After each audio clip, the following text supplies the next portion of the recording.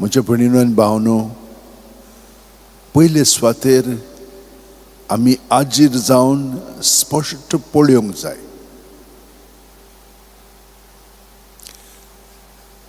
आजीरपणांत कितें म्हणून घडटा की आमी आमच्या चिंतनांनी, भावनांनी आनी भितरलें कितें जाता तें बाजूक धरून आमी पूर्णपणे आजीर जाता.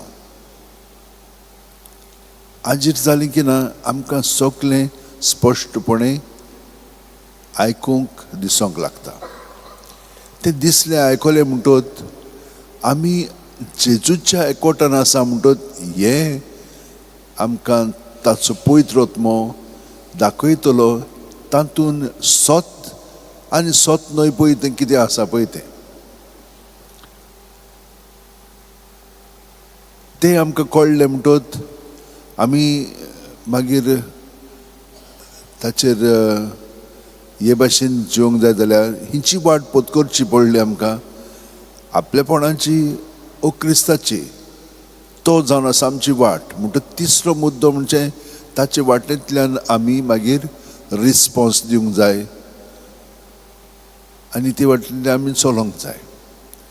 आनी एक फावटी ती चाल आमचे मदें घडोवन आयली की ना मागीर आमी त्या प्रमाणे रोखडीच जेजू सारकीं जावंक लागता. आनी आयज आमकां पावलू हें सांगता. तो पळयात कितें म्हणटा पळय तो, हांव क्रिस्ताचो वें जेजूच्या एकवटान हांव देवा पासत वावुरला आनी वावुरता. ताणें हें हांगसर आमकां सांगला देखून क्रिस्ता जेजूच्या एकवटांत हांव देवा पासत वावुरता. तो आपल्या पासत वावुरिना, देवा पासत. आनी देवा पासत वावुरली की ना देव आमचे सगळें जें उलयता तें ताचें उतर जाता. आनी हाका लागून पावलीचे सगळे आमी वाचता तें पावलून उलोवंक ना, देवान ताचें सगळें उलयलां. आनी हाका लागून हांगासर अशें बरयल्लें आसा, जांकां ताची खबर परगट जावंक जाय ती ताका पळयतली आनी जाणीन ताचे विशीं आयकूंकूच ना ती समजतली.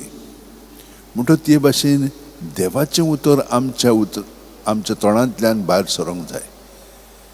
तर आमी दुसऱ्या वाचपान कितें पळयता, संवसारांतलीं मनशां एकदम चतुरपणे सगळें आपणाक पळय बरे भाशेन जिवंक जाय ते भाशेन सगळें घुवळायतात. तेच भाशेन आमी देवाक जाय पळय तशें घुवळांक जाय म्हणून जेजू आयज आमकां कळीत करता. आनी हें कळीत करूंक जाय जाल्यार हे भाशेन आमी जिवंक जाय जाल्यार पावलूचो मनोभव आमी घेवया. कशे भाशेन तो जेजूच्या एकवटान सगळेंच ताचें जिवीत ताणें जेजूक समर्पिलें आनी जेजूच्या एकवटान रावलो आनी पवित्र आत्मो जेजूचो ताका प्रेरणा दितालो कितें म्हणूंक, कितें करूंक, कशे भाशेन चलोंक. जेजूची वाट ताणें पत्करली आनी तो ते भाशेन जियेलो. हेच भाशेन आमी जियेता पूण अदीक खोलायेन जिवच्याक आयज आमी देवाचोच आदार मागया. सगळीं जाणां आमचे हात अशें उंटेन धरया, दोळे बंद करया. प्रत्येक सुस्कार घालतना आमी जेजून बरोवन येता. सुस्कार भायर सरतना जेजू सोबे आमची सगळीं चिंतनां, भावना, चाल दोत्ता. बरी वायट पोजणी कितेंय जावं ती सगळें आमचें जिवीत ताका समर्पिता. आनी ते भाशेन केलें की ना तो आमकां रोखडोच अदीक आपल्या जिवितान भरून काडटा आनी आमचे मदें आमी शांती अणभवंक लागता. म्हणजे सगळें थाऱ्यार येता, ताचें सगळें आमकां विसव मेळटा, ताचें सगळें आमकां गोठाय मेळटा, ताचें सगळें आमकां सगळें बरे भाशेन दिश्टी पडटा आनी ताच्या मोगाच्या आसण्यांत आमी ताका प्रतिसाद रिस्पॉन्स दिवंक लागता.